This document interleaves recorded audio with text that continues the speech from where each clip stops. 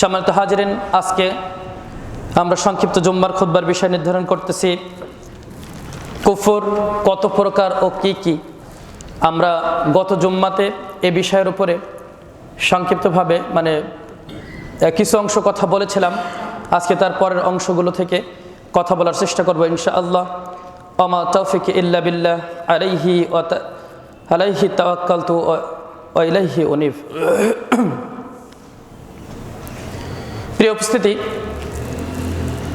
আমরা গত জুম্মাতে আপনাদেরকে বলেছিলাম যে কুফর দুই প্রকার।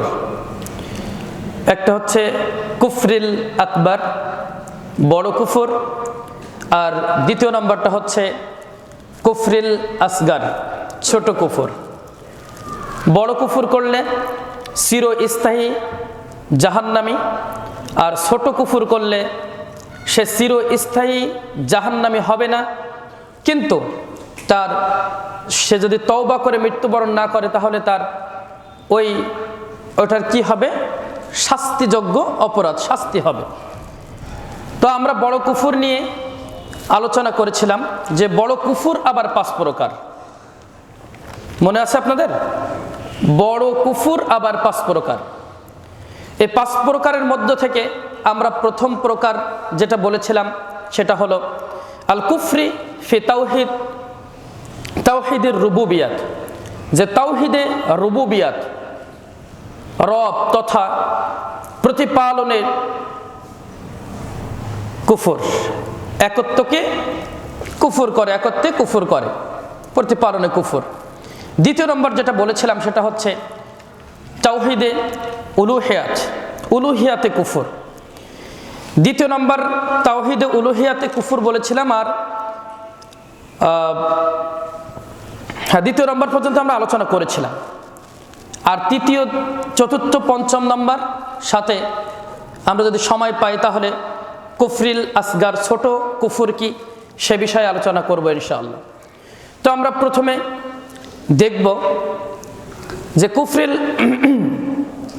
আকবার যে 5 প্রকার, যে আমরা বলেছিলাম যে কুফরিল আকবরের 5 প্রকারের এক প্রকার হচ্ছে কি তাওহীদে রুবুবিয়াতে কুফর, যে আল্লাহ যে আমাদের পালনকর্তা, আল্লাহ যে আমাদের রব, এতে যদি কেউ অবিশ্বাস করে, সন্দেহ করে, তাহলে সাথে সাথে সে কি হয়ে যাবে?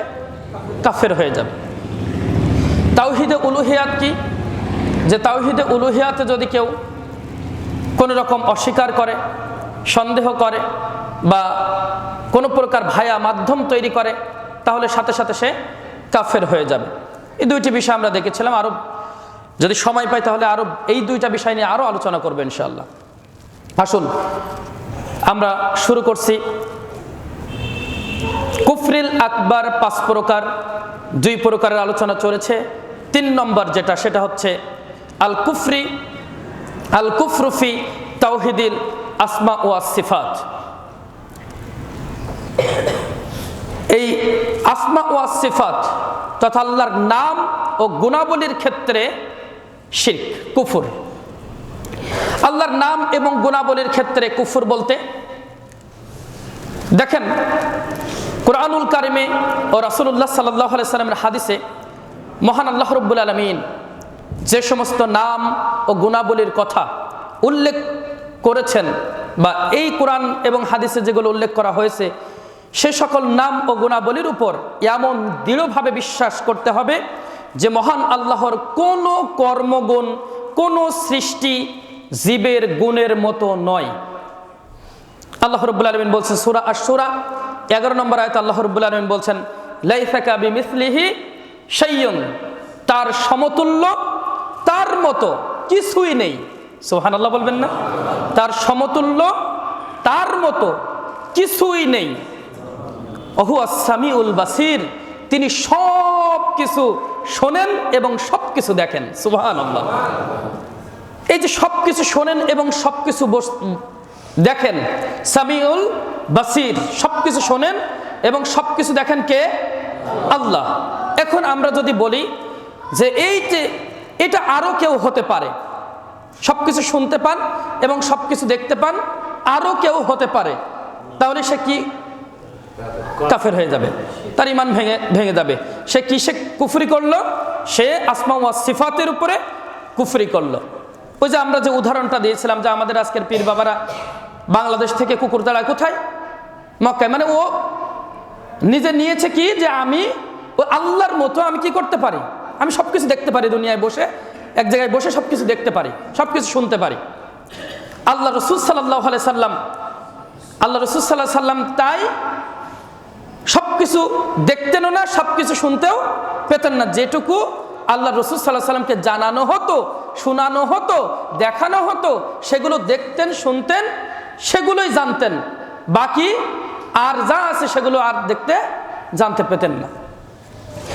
আজকে আমরা আমাদের সমাজে দেখতে পাই যে রব, এই যে রব তথা পালনকর্তা, এটা আমরা আল্লাহর সাথে সাথে আমরা নিয়েছি, বান্দারও আমরা নিয়েছি।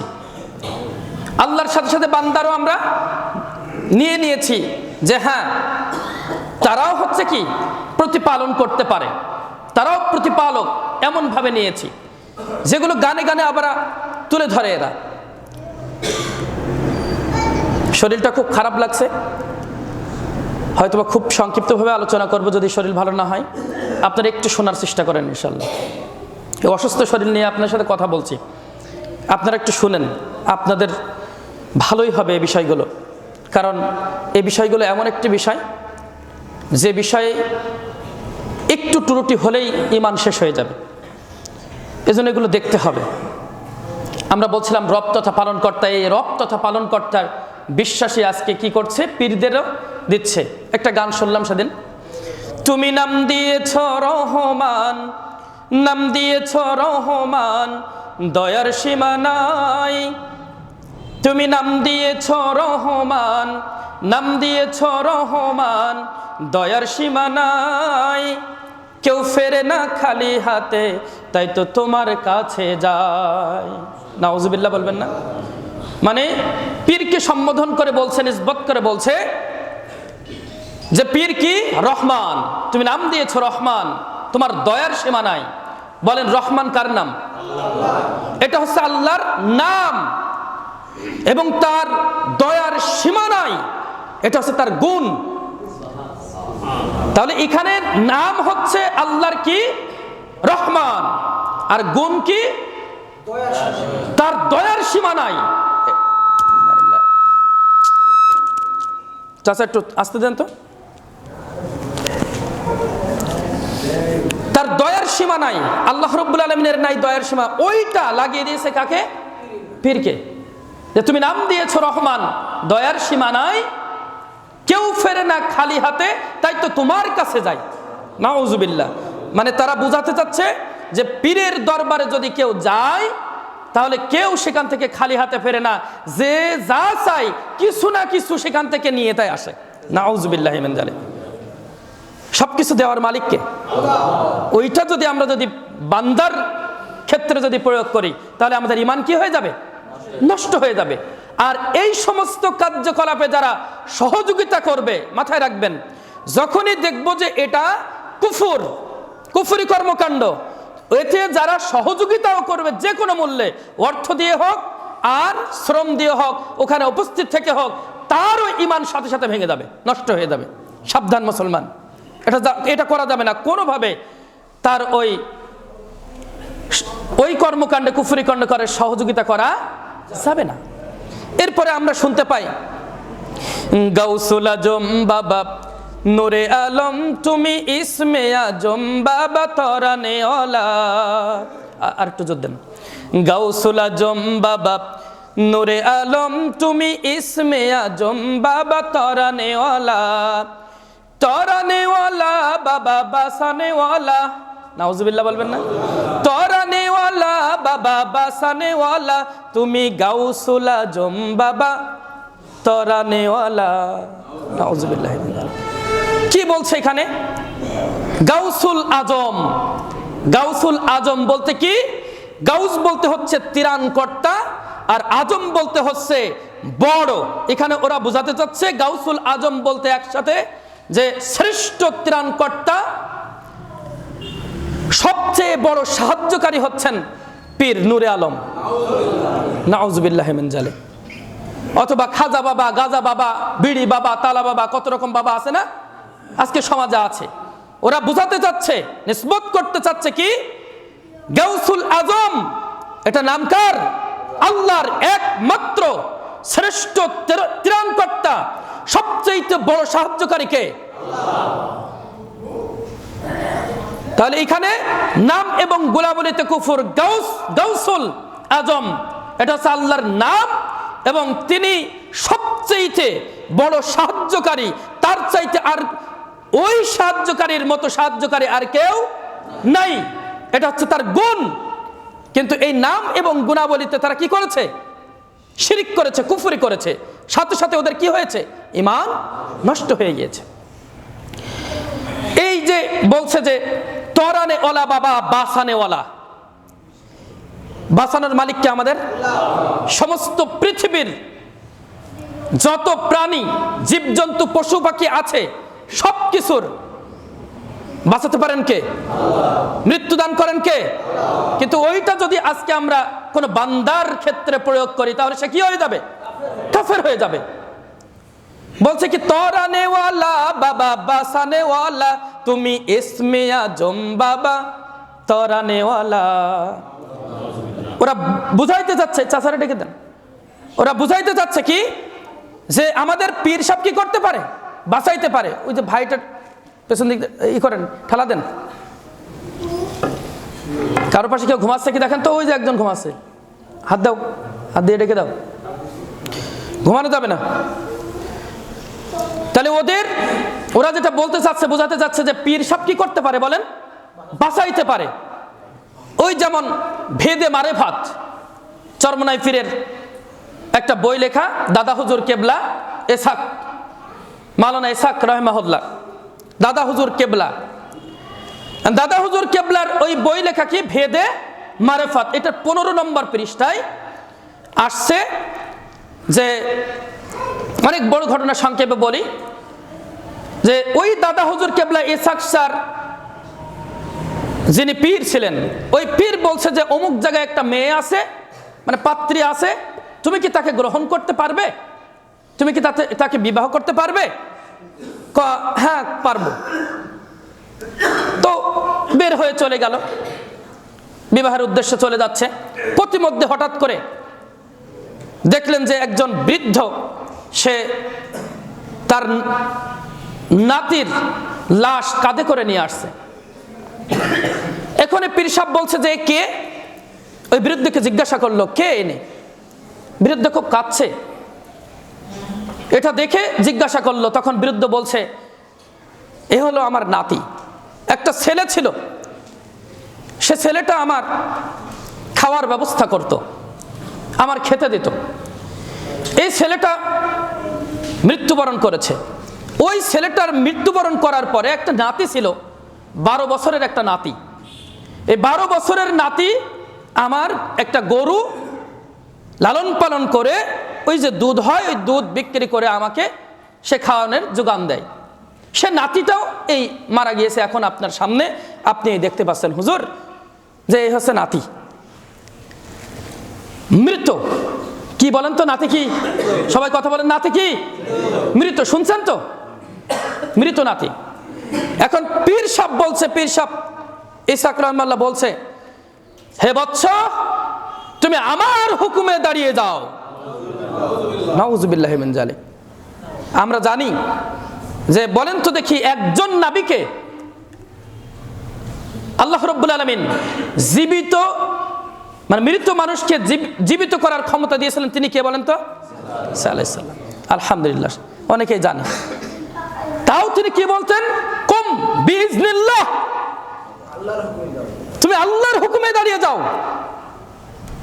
আর কোন নবীকে এটা দেওয়া হয়নি। আমাদের স্বয়ং নবী মুহাম্মদ রাসূলুল্লাহ সাল্লাল্লাহু আলাইহি সাল্লামকে দেওয়া হয়নি, আর পীর সাহেবের দিয়েছে। কি বলছে? যে তুমি আমার হুকুমে দাঁড়িয়ে যাও হে বৎস। নাউজুবিল্লাহি মিন জালিক। সাথে সাথে ওই ছেলেটা দাঁড়িয়ে গেল, সাথে সাথে দাঁড়িয়ে গেল। দাঁড়িয়ে ওই ছেলেটা, ওই নাতি ছেলে বলছে যে আমার দাদা কই? দাদাকে খোঁজ করলো, দাদার পেল, দাদাকে বুকে জড়িয়ে ধরলো। দাদা কয় যে তোমাকে এই আল্লাহর ওলি তোমাকে জিন্দা করেছে। নাউযুবিল্লাহি মিন যালিক। মানে তারা পীরের দিকে কিভাবে নিসবত করতে মানুষদেরকে পীরের দিকে নিয়ে যাচ্ছে, পীর পূজায় তারা কি করছে, বুঝতে পারছেন বিষয়টা? এরপরে আরো অনেক ঘটনা রয়েছে এরকম, যে এই একটা বাঁচিয়েছে পীর, ওখান থেকে ওইখানের যিনি বাদশাহ, ওই বাদশাহ ছিলেন মুসলিম বাদশাহ। এই বাদশাহ শুনতে পেয়েছেন এই পীরের কেরামতি সম্পর্কে, আল্লাহর ওলির সম্পর্কে শুনতে পেয়েছে। আল্লাহর ওলির কাছে গিয়েছে, আল্লাহর ওলি ডেকেছে, তাকে ডেকেছে, আল্লাহর ওলির কাছে গিয়েছে। আল্লাহর ওলির কাছে যাওয়ার পরে বলছে যে তুমি কিভাবে তাকে জীবিত করলে? বলে যে আমি বললাম যে তুমি আমার হুকুমে দাঁড়িয়ে যাও। তখন সে দাঁড়িয়ে গেল।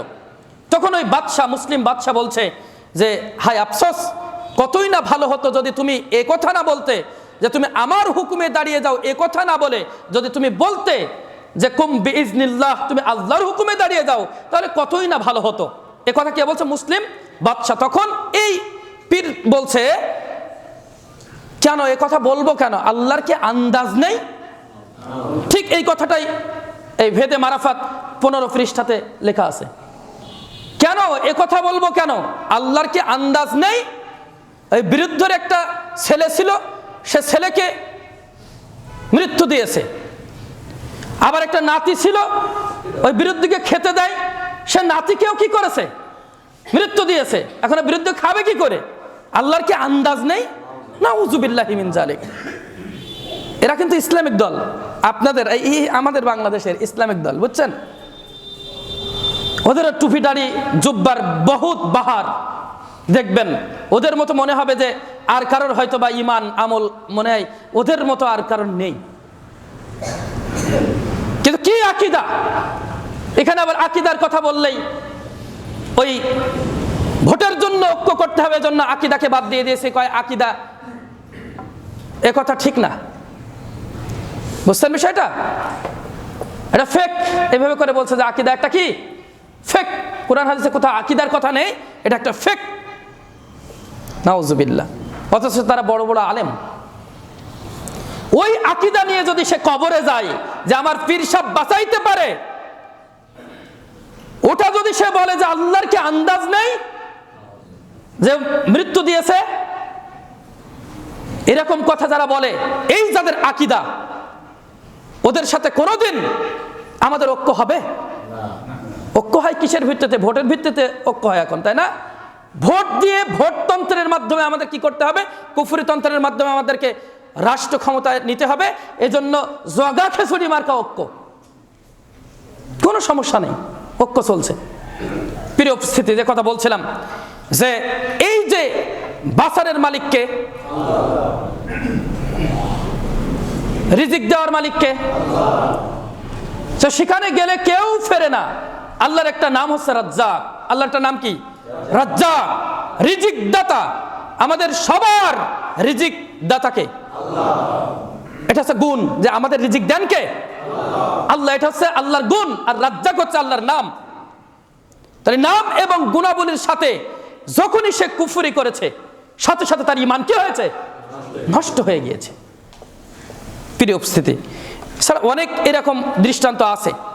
আল্লাহ রাব্বুল আলামিন সূরা আশ-শূরা 11 নম্বর আয়াত আপনাদেরকে বললাম যে তার লাইসা কাবিমিসলিহি শাইউন, তার মতো কেউ নেই, তার সমতুল্য কেউ নেই।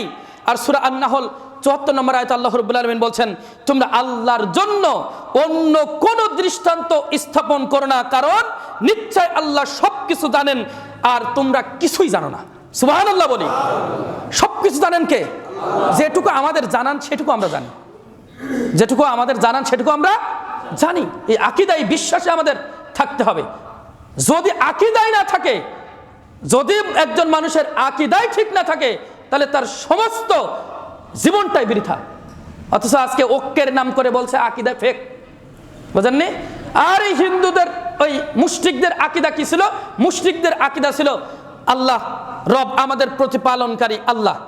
এটা কিন্তু তারা বিশ্বাস করত, কিন্তু তাদের আকীদা কি ছিল যে ওই মূর্তি পূজা করি কেন, ঠাকুর পূজা করি কেন, ওই আমাদের যে উল্লেখযোগ্য মানুষগুলো আছে ওদের মূর্তি বানিয়ে আমরা কেন পূজা করছি, কেন তাদেরকে ডাকছি। তাদের আকীদা এই ছিল, তাদের বিশ্বাস এই ছিল এরাই পৌঁছে দিবে আল্লাহর কাছে। নাউযুবিল্লাহ, আস্তাগফিরুল্লাহ। ওটা কি আকীদা নয়? অবশ্যই আকীদা। তারা আবার হানাফি মাযহাবের মানুষও দাবি করছে, অথচ হানাফি মাযহাবের ইমাম আবু হানিফা রাহিমাহুল্লাহ ফিকহুল আকবার পড়েছেন কেউ? কারো বাড়িতে আছে? আছে, অনেকের বাড়িতে দেখেন আকীদার বই, নাম নিয়েছে শুধু আবু হানিফা। আবু হানিফার একটা মত তারা গ্রহণ করে না, একটা আমলও তারা করতে চায় না তার কথা অনুযায়ী, শুধু নামে চলছে।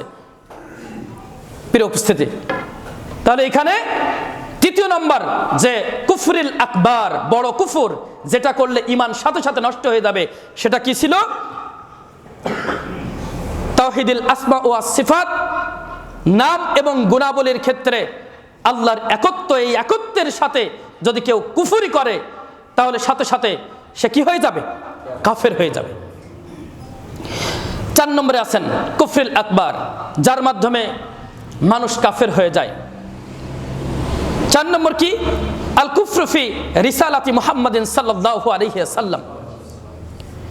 মুহাম্মদ সাল্লাল্লাহু আলাইহি সাল্লামের রিসালাতে, মুহাম্মদ সাল্লাল্লাহু আলাইহি সাল্লাম যে নবুয়ত পেয়েছিলেন, আনিত দিন বিধানের উপরে যদি কোনো প্রকার অবিশ্বাস করে, অস্বীকার করে, সন্দেহ পোষণ করে, সাথে সাথে তার ঈমান ভেঙে যাবে, কারণ এটা হচ্ছে কুফরিল আকবার।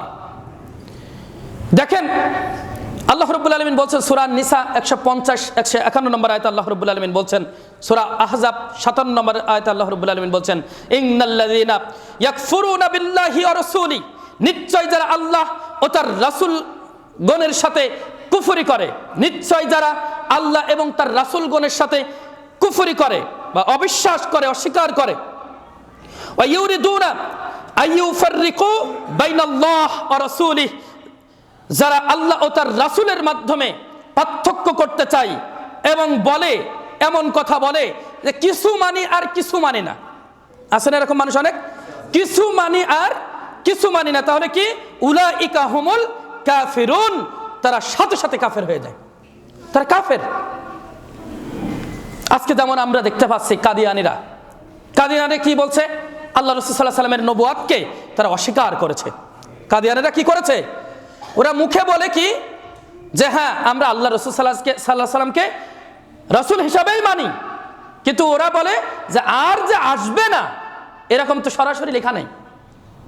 অথচ সহিহ বুখারীর হাদিস, সহিহ মুসলিমের হাদিস, দুইটা গ্রন্থেই আসছে কি লা নাবিয়্যা বাদি, আমার পরে আর কোন নবী আসবে না, রাসূল সাল্লাল্লাহু আলাইহি সাল্লাম বলেছেন।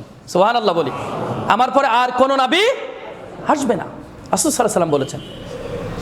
কিন্তু তারা বলছে যে না, মির্জা গোলাম আহমদ কাদিয়ানী হচ্ছেন নবী এবং তার উপরে কিতাব নাজিল হয়েছে, সেটা 30 পারা না, সেটা 20 পারা। কয় পারা? 20 পারা।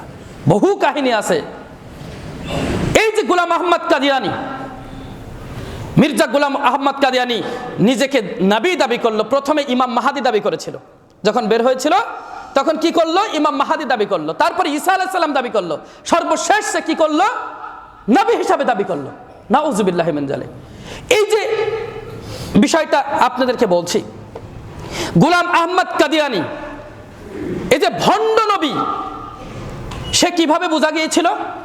এমনিতে তো সেই সময়ের আলেমগণ বুঝতে পেরেছিল, তাই তার সাথে অল ইন্ডিয়া আহলে হাদিস কনফারেন্স এর যিনি সেক্রেটারি ছিলেন মাওলানা সানাউল্লাহ অমৃতসারী, মাওলানা সানাউল্লাহ অমৃতসারী তাকে বারবার তার সাথে বাহাস মুনাজারা করত এবং বারবার তাকে পরাজিত করত।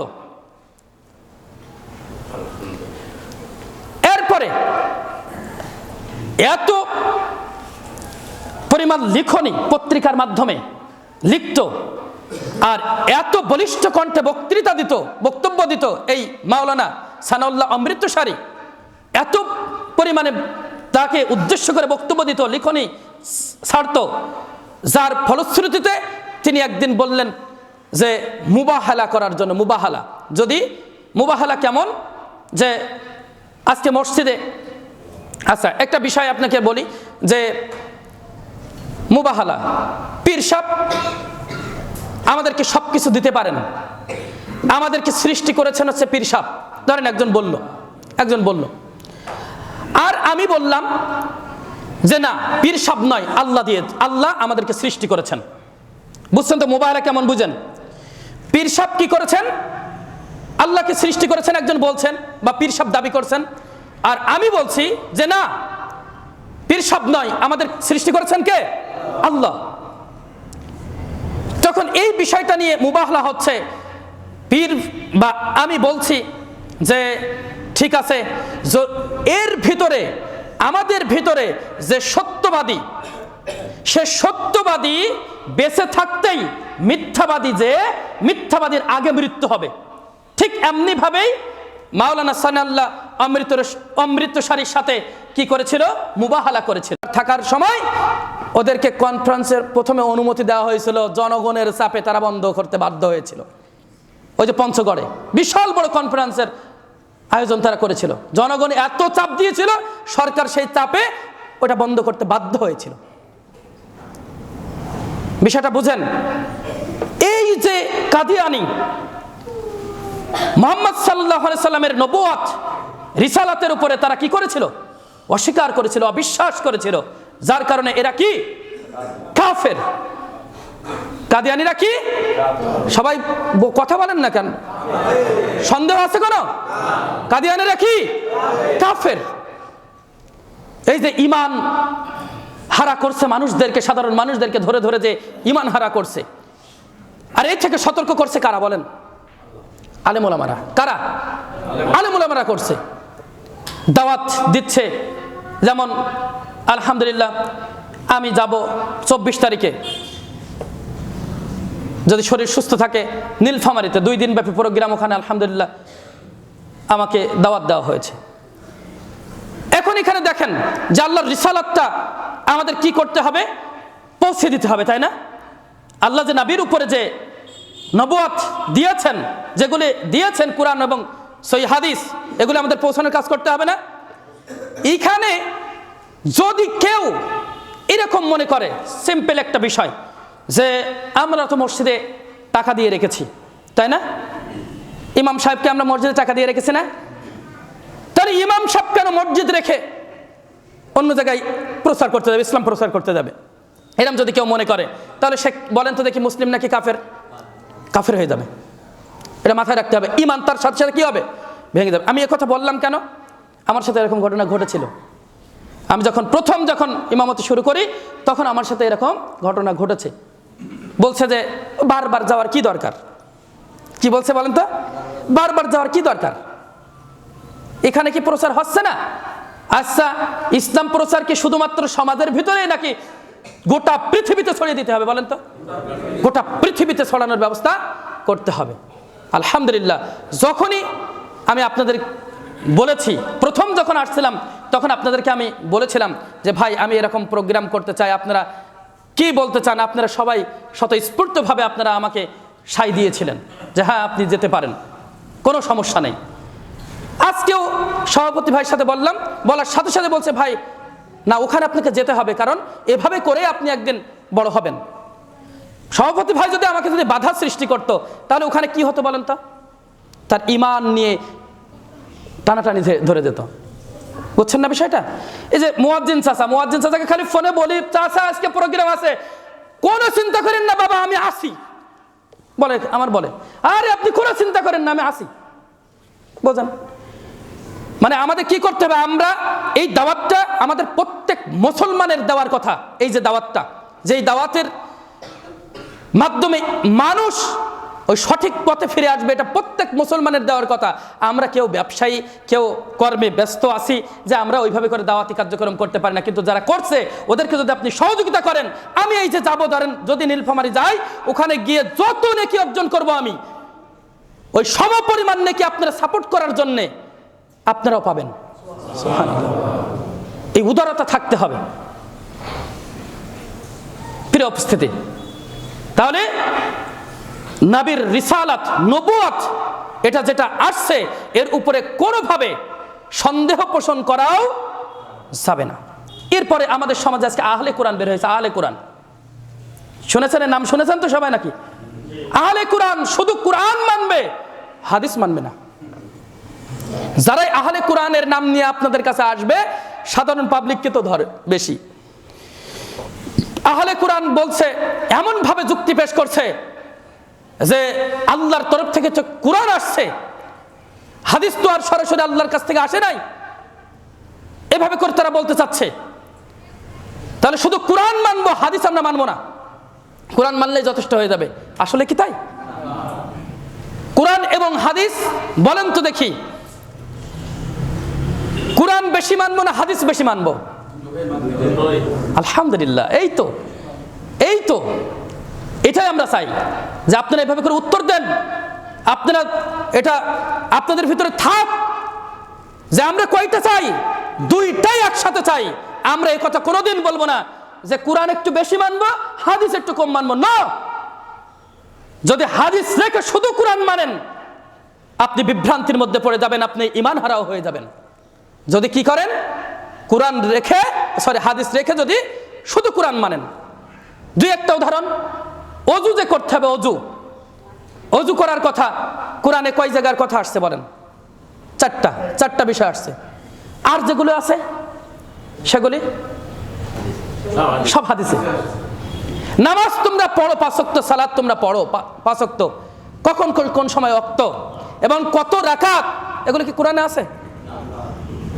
তাহলে আমরা যারা আমাদের সমাজে যারা বলছে যে কোরআন মানতে হবে হাদিস মানতে হবে না, ওরা নিঃসন্দেহে আহলে কোরআন কাফের।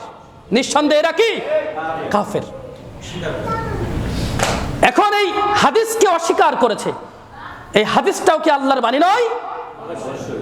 আল্লাহ রাসূল সাল্লাল্লাহু আলাইহি সাল্লাম ততক্ষণ পর্যন্ত তিনি শরীয়তের কোনো কথা বলতেন না যতক্ষণ না পর্যন্ত আল্লাহর তরফ থেকে ওহী না আসতো, ওহীর মাধ্যমে জানিয়ে দেওয়া হতো।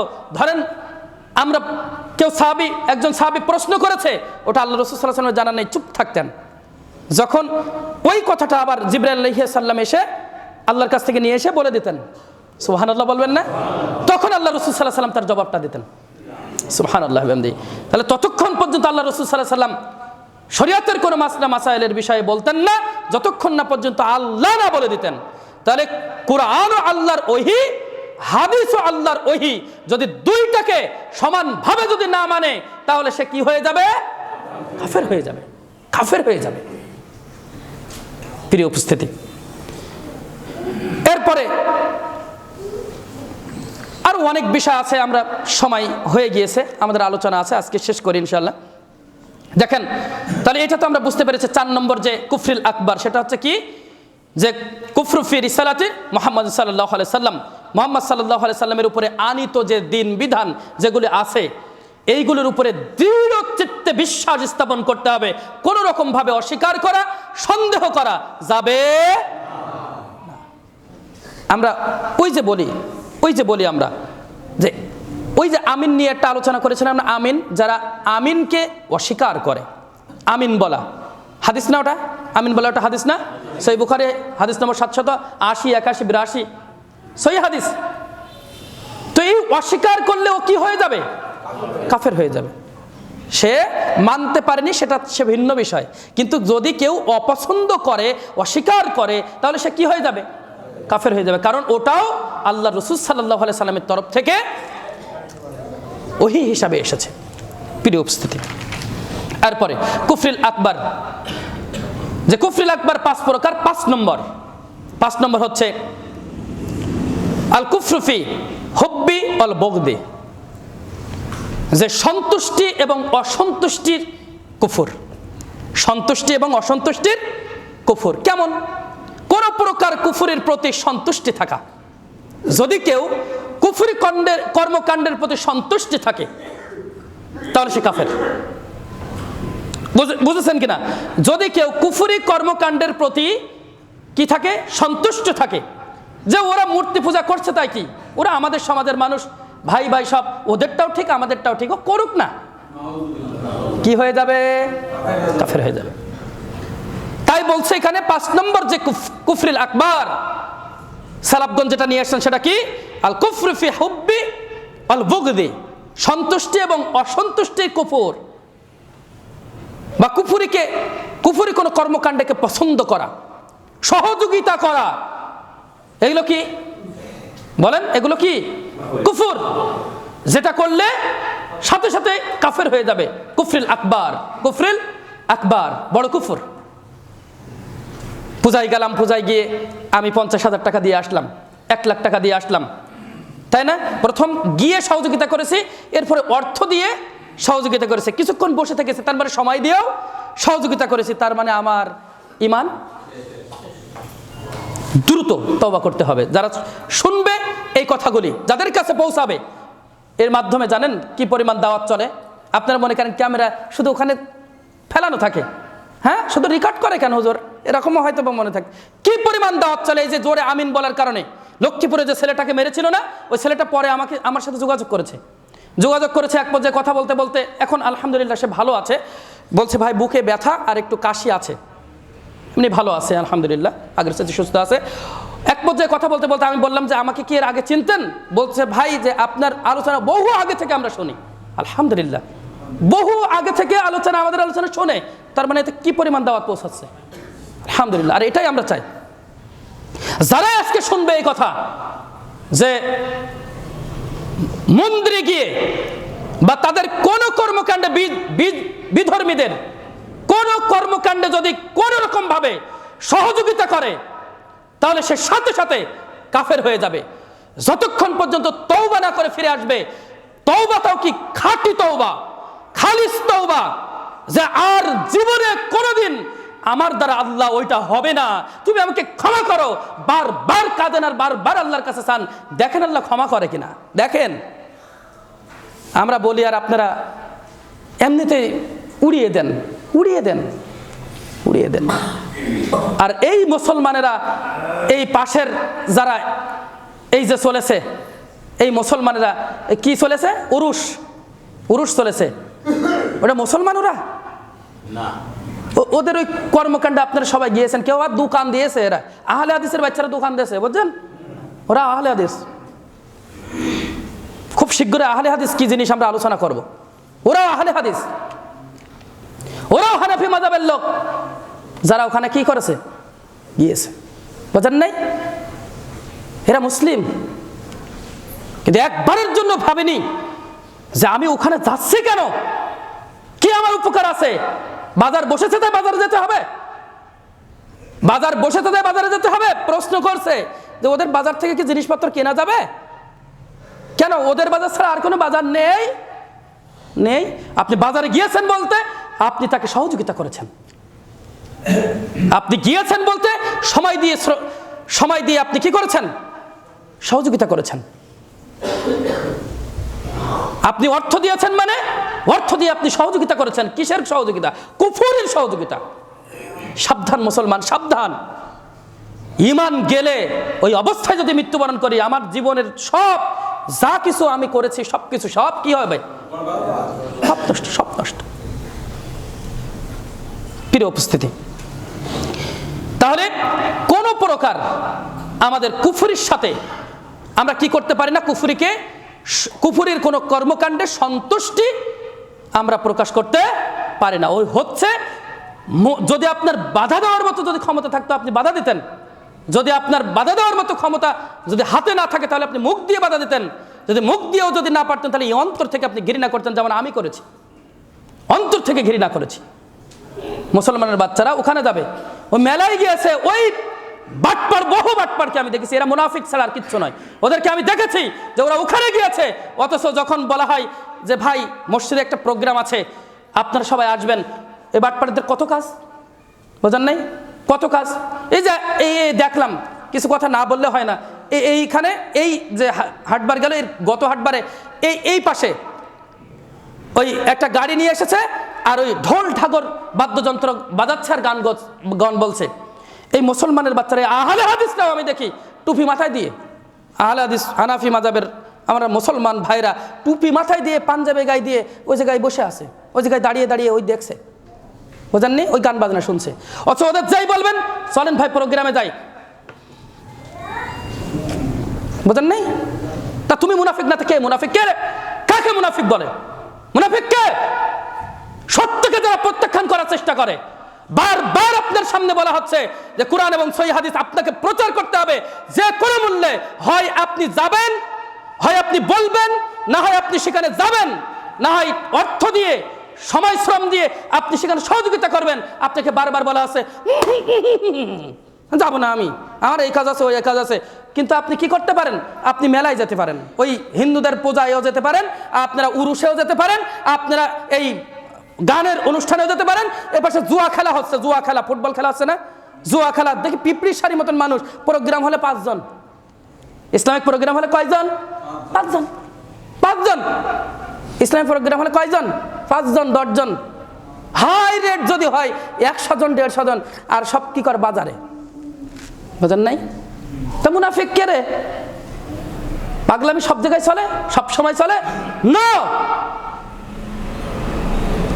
কোন খারাপ কাজে যেটা আল্লাহ রাসূল সাল্লাল্লাহু আলাইহি ওয়াসাল্লাম নিষেধ করেছে, ওই সমস্ত কাজে যদি কেউ যায়, কেউ যদি কোন রকম ভাবে কি করে? সহযোগিতা করে, খবর আছে তার। আর যদি এখানে যে কথাটা বলা হচ্ছে, যদি তাতে সন্তুষ্ট হয়, খেলা দেখছে, জুয়া খেলা দেখছে, আর কি সন্তুষ্টি, কি আনন্দ প্রকাশ করছে, বেটা তোর ইমানই শেষ, তোর ইমানই শেষ। অথচ যাচ্ছে খেলায়, বিশাল ব্যাপার খেলা। কেন তুমি মুসলমানের বাচ্চা, তুমি কেন খেলার অনুষ্ঠানের এই আয়োজন করেছো? তুমি কেন খেলার অনুষ্ঠানে গিয়েছো? তোমার তো প্রয়োজন ছিল যে মসজিদে বা এই সমাজে বড় বড় প্রোগ্রাম করা, ইসলামিক যে বক্তাগুলো রয়েছে, আলেমগুলো রয়েছে, তাদেরকে নিয়ে সেই ইসলামটা প্রচার করা। তুমি তো মুসলমান, তুমি মুসলমান নও। তুমি যদি বলো যে না আমি মুসলমান নই, তাহলে তুমি আলহামদুলিল্লাহ, তোমাকে কোনো তোমার বাধা নেই। হিন্দুদেরকে নিয়ে আমরা কোনোদিন রাগ ঝেড়েছি? আমরা কাদেরকে নিয়ে ঝাড়ছি? আমার মুসলমান আগে বাসুক, তারপরে হিন্দু দেখবা না। কি বলেন আপনি? আমার মুসলমান আগে বাসুক, তারপরে কি বিধর্মী দেখবো আমরা? আর মুসলমানদেরকে দাওয়াত দিতে দিতেই আমরা হিমশিম খেয়ে যাচ্ছি। যেখানে আমরা সমস্ত মুসলমান একত্রে যাব দাওয়াত দিতে, কোথায়? বিধর্মীদের কাছে। বিধর্মীদের দাওয়াত দেওয়ার সময়টুকু পাচ্ছি না এই আপনার মতো মুসলমানের জন্য। কেন হবে এটা? কেন হচ্ছে এগুলো? টাকা আছে, সম্পদ আছে, ক্ষমতা আছে, তারপরে সময় আছে এই সমস্ত কাজে, কিন্তু আপনার ইসলাম প্রচারের কাজে আপনার সময় নেই। আপনি কি জবাব দেবেন একটু হিসাব করে দেখেন, কি জবাব দেবেন আপনি? প্রিয় উপস্থিতি, তাহলে অন্যায় কাজে যদি সন্তুষ্টি হয়, যে কোনো অন্যায় কাজে, বুঝেন কুফরির কোনো কাজে, শিরকের কোনো কাজে, কোনো অন্যায় কাজে যদি সন্তুষ্টি প্রকাশ করে, তাহলে সে কি হবে বলেন? কাফের হয়ে যাবে। কুফরিল আকবার 5 প্রকার, যে কুফরের আকবরের যে 5 প্রকার, 5 নম্বরটা এটা। সূরা মুহাম্মদ 8 নম্বর আয়াত, 9 নম্বর আয়াত। সূরা তাওবা 65-66 নম্বর আয়াত। সূরা আনআম 68 নম্বর আয়াত। দলিল আল্লাহ লাগবে? দলিল আল্লাহ লাগবে? আল্লাহ রাব্বুল আলামিন বলছেন যে ওয়াল্লাযিনা কাফারু ফাতাসাল্লাহুম ওয়া আযাল্লাহ আমালাহুম। আর যারা কাফের হয়েছে তাদের জন্য আছে দুর্গতি, তাদের জন্য আছে দুর্ভোগ, এবং তিনি আল্লাহ তাদের কর্ম সব নষ্ট করে দিবেন। যারা এই কুফরি কর্মকাণ্ডের সাথে জড়িত হয়ে ইমানটা হারাচ্ছে, তাদের সমস্ত আমল কি হয়ে যাবে? এই কর্মকাণ্ড বলতে হচ্ছে আমল, সমস্ত আমল কি হবে? এরপর আল্লাহ রাব্বুল আলামিন বলছেন যালিকা বিআন্নাহুম কারিহু মা আনজালাল্লাহ ফাআহবাতা আমালাহুম। কতকগুলি মানুষ এমন রয়েছে যারা আল্লাহ যা নাজিল করেছেন তারা তা অপছন্দ করে। অনেক মানুষ আছে, ইসলাম ক্ষমতায় যাবে কেন? ইসলাম ক্ষমতায় গেলে আমার বোরকা পরে বেরোতে হবে।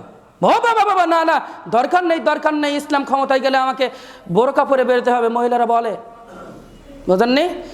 ইসলাম যদি ক্ষমতায় যাই তাহলে আমাকে 5 ওয়াক্ত সালাত বাধ্যতামূলক আদায় করতে হবে, দরকার নেই ইসলাম ক্ষমতায় যাওয়ায়। এটা কি করেছে? অপছন্দ করেছে। কি করেছে বলেন সবাই? অপছন্দ করেছে। ইসলামে কোনো একটা বিষয়কে অপছন্দ করলে সাথে সাথে সে কি হয়ে যাবে? কাফের হয়ে যাবে। কুফরিল আকবার এটা। আল্লাহ রাব্বুল আলামিন বলছেন ওদের সমস্ত আমলগুলি, ইমান তো শেষ, সমস্ত আমলগুলি শেষ। আর এদের জন্য বলছে এরা চিরস্থায়ী জাহান্নামে যাবে। এই ভিডিও খুব ভাইরাল হয়েছে, একটা ভিডিও, একটা মেয়ে দেখলাম যে ওকে বলা হচ্ছে জামাত ইসলাম সম্পর্কে, যে জামাত ইসলাম যদি ক্ষমতায় যায় তাহলে কেমন হয়। তো উনি বলছে যে জামাত ইসলাম কে এসে মনে হয় ইসলামিক দল না, ইসলামিক দল, ওরা যদি আসে তাহলে এই যে সিনেমার যে বাজেটগুলো আছে, সিনেমা করে ওরা, সিনেমার যে বাজেটগুলো আছে তো এগুলো কি হবেন, কি হবেন, তাহলে ধার্মিক সিনেমা করবো আমরা। কি সিনেমা করবে? ধার্মিক সিনেমা করবে।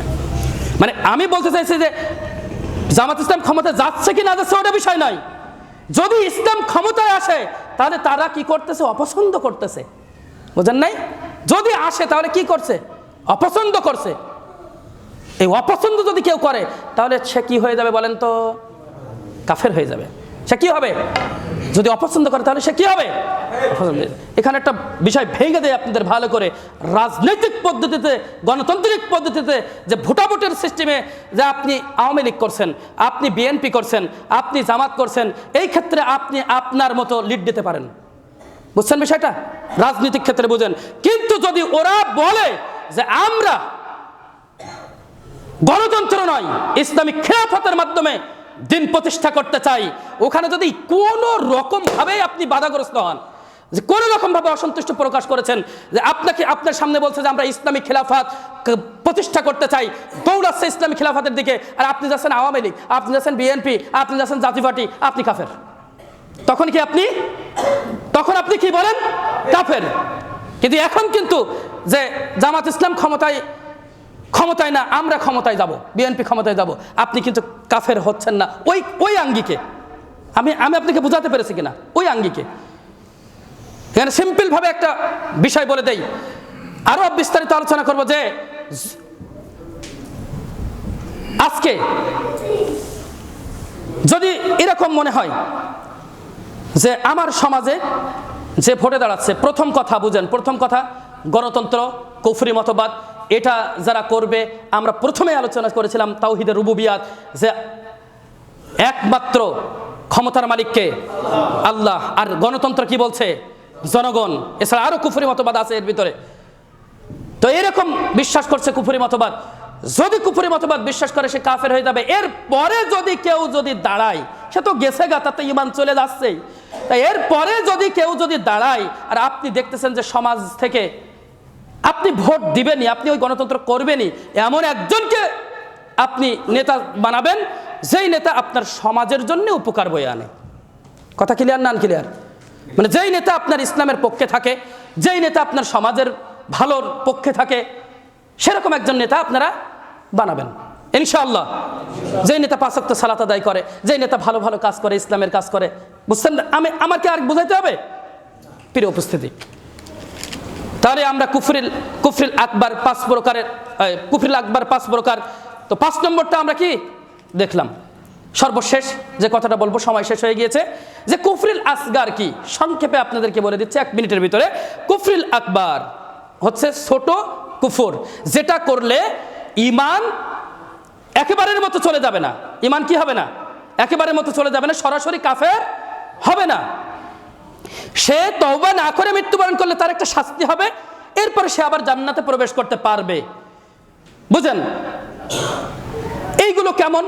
যেমন একজন মানুষ বলছে ও আমি সালাত পড়বো না, সালাত আমার পছন্দ হয় না, হ্যাঁ সালাত হাট, নামাজ হাট, আছে না? এরকম কিছু মানুষ আছে না? সালাতে ডাকলে পারে, মানে ও অন্তর থেকে সালাতকে কি করেছে? অপছন্দ করেছে। এর হচ্ছে কুফরিল আকবার। এটার সাথে সাথে কি হবে? কাফের হয়ে যাবে। কিন্তু কিছু মানুষ এমন আছে যে 5 ওয়াক্ত জায়গায় 4 ওয়াক্ত পড়ে, 1 ওয়াক্ত পড়ে না, আছে না? এরকম মানুষ আছে। তারপরে অবহেলা বশত পড়ে না, এরকম আছে না মানুষ? এরা সরাসরি কাফের নয়, এদেরকেও কিন্তু কাফের বলা হয়েছে। কিন্তু এরা কি কাফের? এটা হচ্ছে কুফরিল আসগার, ছোট কুফর। এটা করলে কি হবে? এটা করলে ও পাপিষ্ঠ মুসলিম। ওর কি হবে? ও ওই সময়ের জন্য, ওই ওক্তের জন্য ও কুফরি করলো, কিন্তু পরের ওক্তে সে আবার কি করলো? সে তাওবা করে আবার সে সালাত আদায় করলো, তাই না? কিন্তু এখানে মনে রাখবেন, তাই বলে আবার করেন না তাহলে 2 ওয়াক্ত পড়ি আর 1 ওয়াক্ত পড়ি না, এরকম করি। অনেক মানুষের এরকম রয়েছে না? আপনি ধরেন 1 ওয়াক্ত ছেড়ে দিলেন, ওই ওক্তে আপনার মৃত্যু হলো, আপনার অবস্থা কেমন হবে? বুঝতে পারছেন বিষয়টা?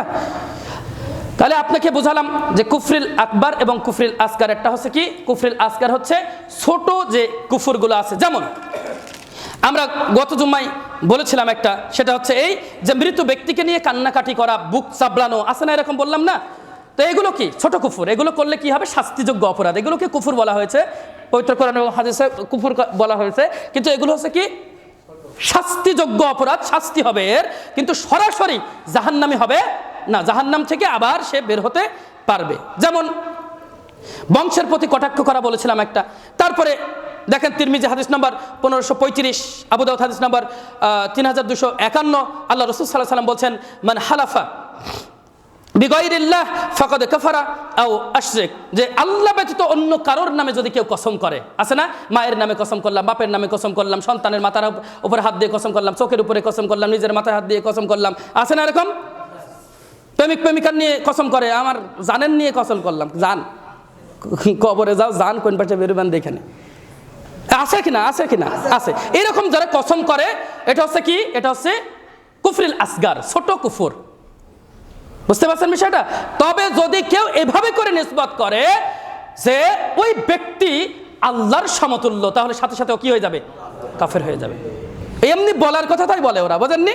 এমনি বলার কথা তাই বলে। এই জন্যে সালাফগণ বলেছেন যে এটা হচ্ছে কুফরিল আকবার হবে না, কুফরিল আসগার হবে, এটা বলেছেন। যাক, এইভাবে করে যে মা বোনেরা, আমাদের মা বোনেরা স্বামীর সাথে যে দুর্ব্যবহারগুলো করে, স্বামীর আনুগত্য করে না, ওই যে আল্লাহ রাসূল সাল্লাল্লাহু আলাইহি ওয়াসাল্লাম মিরাজে গেলেন, যে বেশিরভাগ নারী দেখলেন, কেন এত নারী, কেন? জিবরাইল আলাইহিস সালামকে জিজ্ঞাসা করলেন, বলছেন এরা কুফরি করে। কি কুফরি করে? আল্লাহর সাথে না, এরা স্বামীর সাথে কুফরি করে। স্বামীর সাথে কুফরি করে কি? মূলত হচ্ছে স্বামীর আনুগত্য সেভাবে করে না, যেভাবে করার দরকার সেভাবে করে না। এটাও একটা কুফরি, কিন্তু এই কুফরি সরাসরি জাহান্নামে নিয়ে যাবে না, বুঝছেন সেটা? কিন্তু একেবারেই স্বামীকে অ্যাভয়েড করে চলে, ওইটা হচ্ছে কুফরিল আকবার। একেবারেই যারা স্বামীর আনুগত্যই করে না, কিছু ওই কম বেশ হয় না, হয়, তাহলে ওটা কি হবে? কুফরিল আসগার, ছোট কুফর। ঠিক এইভাবে করে আরও কিছু বিষয় আসছে, যে সিবাবুল মুসলিমিন মুসলিমি ফুসুকুন, মুসলিমকে গালি দেওয়া হচ্ছে ফাসিকি। মুসলিমকে গালি দেওয়া কি বলেন সবাই? ফাসেক ব্যক্তি, ওরা ফাসেক। যারা মুসলিমকে কি করে? গালি দেয়। এরা কি বলেন? গালি দেওয়া কি বলেন? ফাসেক। যারা গালি দেয় তারা কি বলেন? ফাসেক। কথায় কথায় মুসলমান গালি দেয়। আরে বলেন কি আপনি? এমন কিছু মুসলমান রয়েছে কথায় কথায় মুসলমান গালি ব্যবহার করে, আছে না এরকম? আছে অনেক। এটা কি? এরা হচ্ছে ফাসেক। আর আল্লাহ রাসূল সাল্লাল্লাহু আলাইহি ওয়াসাল্লাম বলছেন, ওয়া কিতালুহু কুফরুন, যে আর মুসলমানের সাথে কিতাল, লড়াই করা হচ্ছে কুফর। তাহলে এখানে যে লড়াই করা বলতে কুফর বোঝানো হয়েছে, এটা হচ্ছে ওই কুফরিল আকবার নয়, বড় কুফর নয়, এটা কি হবে? কুফরিল আসগার, ছোট কুফর। এখানে সরাসরি কাফের হয়ে যাবে না। বিষয়টা ক্লিয়ার কিনা? আমি আপনাদেরকে বোঝানোর চেষ্টা করেছি সংক্ষিপ্তভাবে যে কুফরিল আকবার এবং কুফরিল আসগারের ভিতরে পার্থক্য কি এবং কোনগুলো আপনারা, আমি যা মনে করি যারা ভালোভাবে শুনেছেন আপনাদের আর দরকার নেই। এর পরেও যদি বুঝতে অসুবিধা হয়, ভিডিও আছে, আমি আছি, আর আলেমগণ আছে, তাদের কাছ থেকে কি করবেন? তাদের কাছ থেকে শুনে আপনারা ইমানটা বাঁচানোর চেষ্টা করবেন ইনশাআল্লাহ। আমরা এই বিষয়ে আজকের মতো খুতবাইতি করছি ইনশাআল্লাহ। আল্লাহ তাআলা আমাদের সকলকে এই যে বিষয় আলোচনা করলাম, এই বিষয় দিয়ে যারা উপকৃত করেন, আমরা বলি আল্লাহুম্মা আমিন। আল্লাহ তোমার অনেক দয়া, তোমার